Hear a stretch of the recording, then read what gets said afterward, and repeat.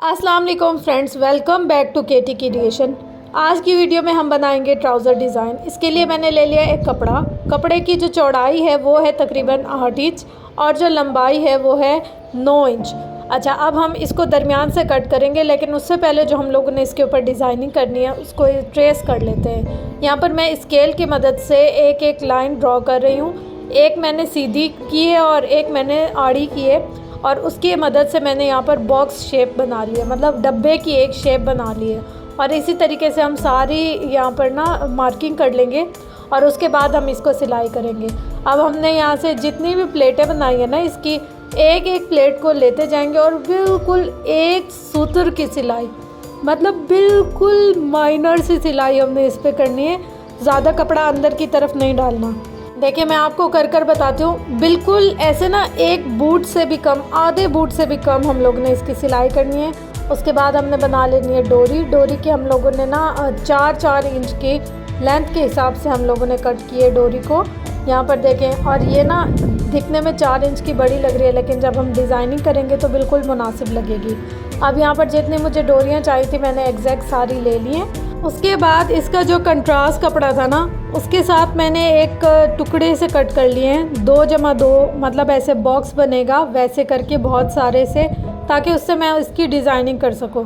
देखिए, जो ये हम लोगों ने वी बनाया ना, वी को एक और दफ़ा फ़ोल्ड किया है। एक और दफ़ा फ़ोल्ड करने के बाद जो हमने डोरी लगाई थी वो, और उसके साथ एक और एक्स्ट्रा डोरी जोड़कर फिर उसको पहले दाएं पलटा है और फिर बाएं पलटा है। फिर इसके ऊपर हमने मशीन चला दी है। अच्छा, जब मैं ये वाला डिज़ाइन बना रही थी ना, हाथ वाली जो छोटी मशीनें होती है ना, उसके ऊपर मशीन जल्दी नहीं चलती।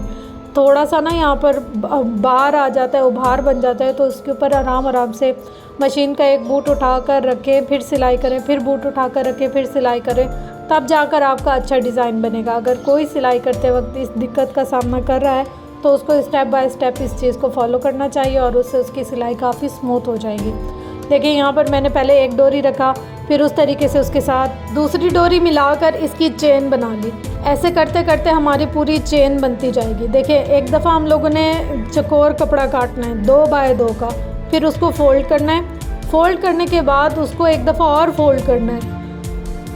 ऐसे ही हमने चेन बनाते बनाते जितनी हमें लेंथ में चाहिए ना उतनी चेन बना लेनी है। अब यहाँ पर जो हमने कपड़े पर प्लेट्स वगैरह डाली थी ना, उनको कट कर लिया हमने दरमियान से, क्योंकि हमें सिर्फ 4 इंच लेंथ चाहिए कपड़े की, और हमने जो जिस पर प्लेट्स बनाई हैं उसकी लेंथ 8 इंच थी।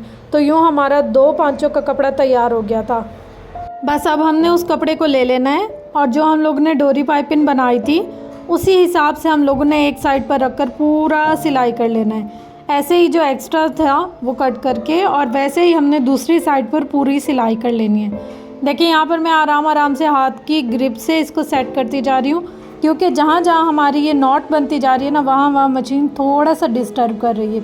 तो जहाँ आपकी मशीन रुक जाए, आगे नहीं बढ़े, चले नहीं, तो वहाँ से एक बूट उठाकर थोड़ा सा ऊपर की तरफ कर लें, बहुत ही स्मूथ और आसानी से चलने लग जाएगी। अब यहाँ पर हमारी एक एंड तैयार हो गया। दूसरे एंड पर हम क्या करेंगे, जो हमारा पीस है ना, शलवार का जो कलर है उसकी साइज़ की हम लोगों ने 2 इंच की पट्टी ले ली है, और 2 इंच की पट्टी यहाँ पर सिलाई करने के बाद हम लोग इसको पूरा सेट कर लेंगे। अच्छा, आजकल ना ऐसा है कि लाइट का बहुत ज़्यादा मसला है और बिल भी बहुत ज़्यादा आता है जब हम कपड़े सिलाई करते हैं, तो क्योंकि बार बार इस्त्री इस्तेमाल करनी पड़ती है। तो कुछ ऐसी ट्रिक्स होती हैं कि अगर हम लोग काम कर रहे हैं और हमें बार बार इस्त्री का इस्तेमाल ना करना पड़े।